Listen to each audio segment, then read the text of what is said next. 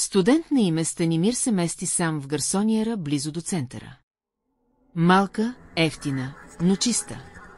Единственото, което му прави впечатление, е старото огледало в антрето, заковано към стената, не може да се махне.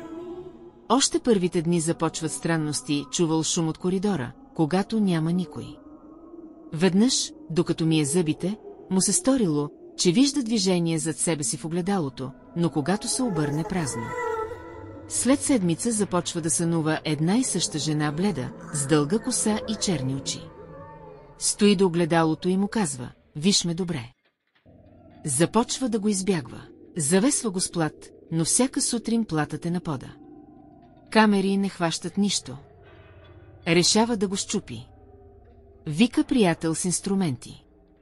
Когато махат рамката, вътре зад огледалото намират стара черно-бяла снимка, същата жена от съня му.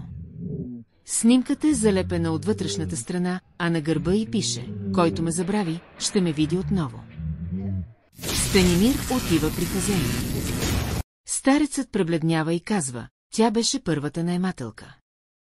Изчезна. Никога не я намериха. От тогава никой не стои дълго. Но ти си първият, който я позна. Станимир напуска. Години по-късно. Вижда същото огледало в антикварен магазин. Продавачът го гледа странно и пита: вие ли сте човекът, който остави снимката вътре?